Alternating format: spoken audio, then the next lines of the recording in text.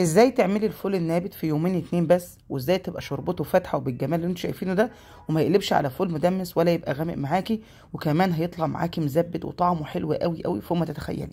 نبدا كده على طول ونشوف هنعمله مع بعض ازاي. معايا كميه من الفول النابت، طبعا اي كميه انت عايزاها براحتك خالص. غسلته كويس جدا، ضفت له الميه وسبته لمده يوم كامل. وده كده شكله بعد ما عدى عليه يوم كامل. هنغير الميه دي ونغسله كويس قوي. ده كده بيكون شكله.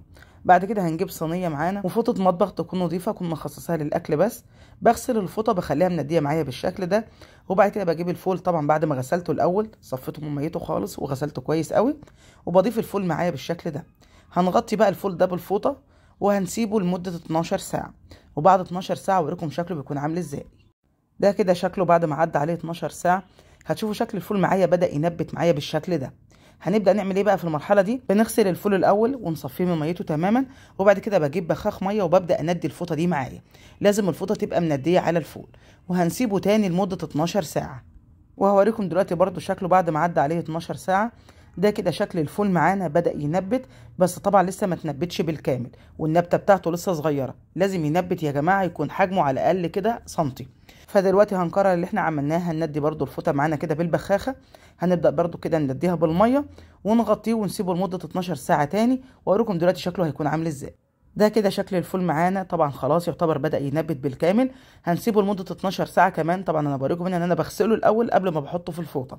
هغسله كويس جدا واصفيه من المية دي، وهرجعه في الفوطة تاني، وهبدأ اغطيه وهسيبه 12 ساعة كمان، واوريكم بقى شكله النهائي. ما شاء الله النبتة بتاعته بقت يعني حوالي كده سنتي. لازم نصبر على الفول لما ينبت بالكامل عشان تاخدي شوربه فاتحه، ما تكونش غامقه معاكي وما تقلبش معاكي على فول مدمس. تصبري عليه لما ينبت بالكامل. وهوريكم دلوقتي شكل النبته دلوقتي بالكامل عامله ازاي. ما شاء الله مفيش احلى من كده. ده كده شكل الفول معانا، الله اكبر تحفه. شايفين طول النبته عامله ازاي؟ كده معانا حوالي سنتي. كده الفول معانا جاهز معانا تمام. بنعمل ايه؟ بنغسله الاول، نصفيه من ميته.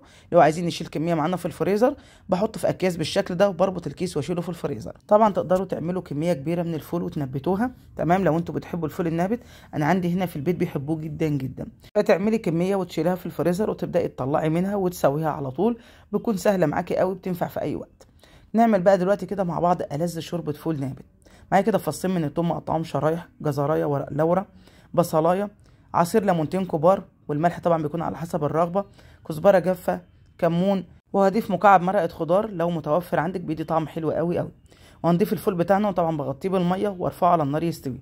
انا ضفت معايا قشر الليمون اللي انا عصرته، بس المقطع ده للاسف ما تصورش معايا. كده خلاص انا رفعته على النار لمده نص ساعه.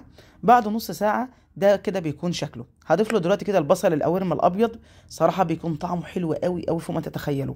يعني ده لوحده كده طعمه حكايه، تطلعيه كده لوحده طعمه حلو جدا. طبعا انا ما ضفتوش من البدايه، ليه بقى؟ لانه طبعا ما بياخدش وقت في التسويه، وانا عايزاه يفضل سليم زي ما هو. فانا ضفته كده لمده ربع ساعه بس. وبعد كده بعد ما استوى معايا تمام، عملت طشه الثوم وبدات اضيفها كده على ايه، على الفول بتاعنا. وبعد ما ضفت الطشه خليتها بس تاخد معايا كده غلوه واحده على النار، وبكده يكون جاهز معانا تمام. احلى فول نابت بجد، ممكن تجربوه. ما بياخدش في التسويه حوالي ساعه الا ربع، وبيكون بالجمال ده. طبعا بقى لو عايزين تزودوا بقى عصير ليمون، بالف هنا وشفا على قلوبكم. كده فيديو النهارده يكون خلص. اتمنى لو عجبكم تشيروه لحبايبكم.